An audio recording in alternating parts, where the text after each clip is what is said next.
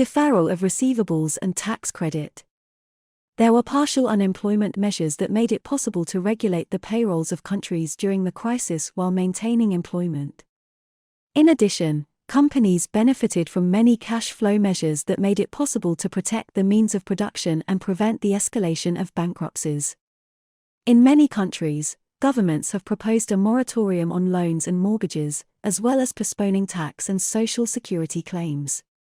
In Italy, the government has released €19.4 billion for businesses. The sectors most affected by the crisis were especially hotels, restaurants, or organizations. Benefits were made through tax reductions corresponding to 60 years off rents and the abolition of some local taxes. In addition, special assistance has been planned to mitigate losses for companies with a turnover of less than €5 million. Added to this is the postponement of requests for companies with a turnover of less than €2 million. In addition, a 6-month moratorium on outstanding loans of up to €220 billion has been added. Finally, it was decided to defer tax receivables in order to relieve the pressure on the cash flows of the companies. Similarly, the German federal government has proposed postponing tax payment deadlines or reducing advance payments for companies facing liquidity problems. New possibilities were created for postponing tax payments and reducing advance payments. In addition, all enforcement measures, account liens, and delay penalties were postponed until the end of the year, as the debtor was directly affected by the consequences of the coronavirus. The support measures taken in the United Kingdom amount to €60 billion.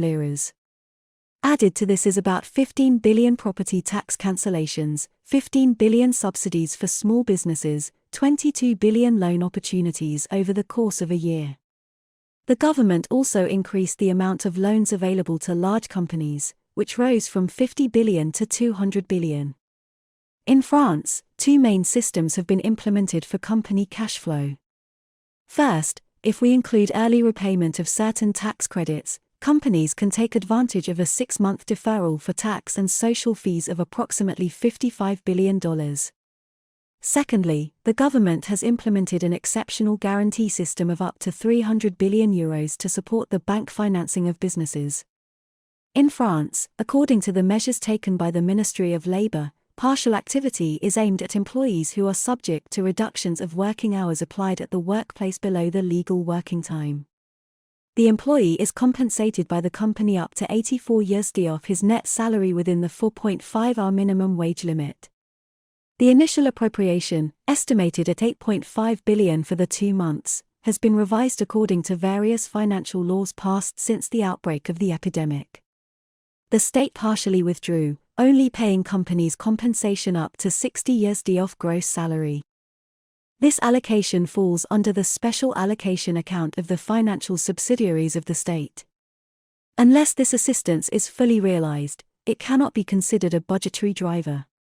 In Spain, the plans seem less generous as they represent less than 2 years off GDP. They offer SMEs and self-employed workers the opportunity to defer their tax payments for up to 6 months and benefit from interest subsidies on unpaid payments to the administration. The deadlines for tax returns are extended to better account for activities. The plan, passed by the American Congress, provides approximately $380 billion aids to SMEs. This amount later increased to $321 billion.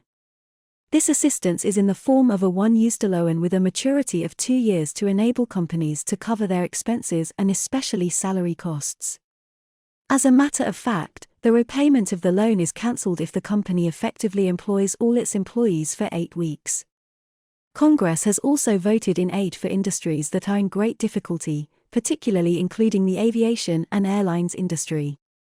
Companies also benefit from tax credit measures that allow them to carry forward tax losses for several years. All the measures in favor of American companies amounted to $925 billion at that time.